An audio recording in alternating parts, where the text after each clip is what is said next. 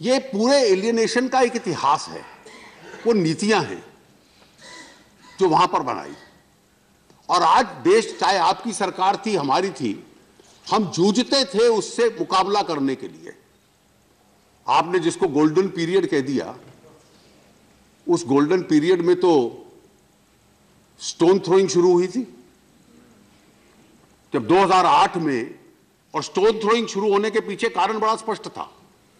कारण यह था स्टोन थ्रोइंग मूवमेंट के पीछे कि इस देश की भी आतंक और आतंकवादियों से लड़ने की क्षमता सुधर रही थी, चाहे सरकार आपकी हो चाहे हमारी हो।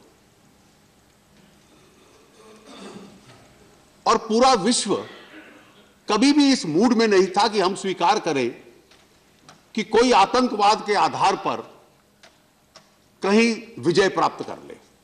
Nobody can be allowed to enjoy the fruits of terrorism. That's the global mood today. तो आतंकवादियों में भी, हुर्रियत में भी ये सोच बदली, और वो सोच ये बदली कि किसी प्रकार से हम लोग इसको सिविल डिसोबीडियंस का रूप लें।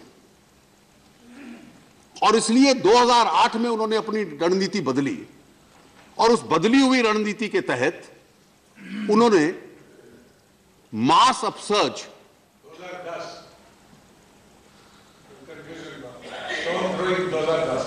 2010 में अमरनाथ था, 8 अच्छा, I am sorry, I stand corrected. अच्छा, 8 अमरनाथ यात्रा थी, आप मुख्यमंत्री थे उस वक्त। तो 2010 में जब वो शुरू हुई तो उसके पीछे उद्देश्य ये था कि मास डिसोबीडियंस करिए। हर व्यक्ति, स्कूल के बच्चे से लेकर कॉलेज का विद्यार्थी या कोई आम आदमी, बस्ते के अंदर पत्थर लेकर जाए। कोई 5 आदमी 7 आदमी की पुलिस या सीआरपीएफ बीएसएफ की चौकी देखे तो 10,000 पत्थर उसके ऊपर बरसा दो। वो तो वेपन का काम करते हैं।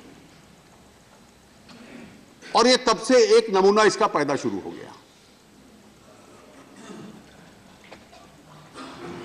2008 का आजाद साहब ने जिक्र किया, जब अमरनाथ का मूवमेंट हुआ कि इतना बड़ा तीर्थ स्थान, और विरोध यह था कि वहां पर जो यात्री जाते हैं उसकी सुविधा के लिए जमीन नहीं दी जाएगी,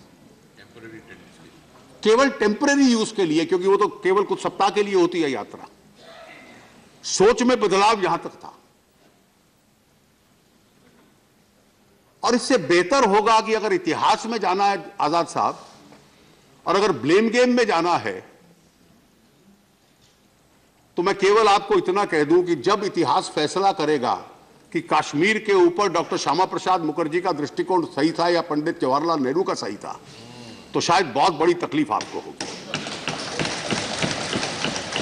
लेकिन अगर आपको स्टेट्समैन बनना है और आपकी पार्टी को बनना है, तो कम से कम भविष्य की हम लोग सोचें। और उस भविष्य की सोच में कश्मीर में जो गलतियां हुई,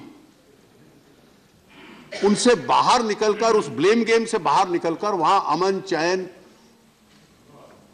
विकास, डेवलपमेंट किस प्रकार से हो सकता है, इसकी बात हम लोग सोचें तो शायद बेटर होगा।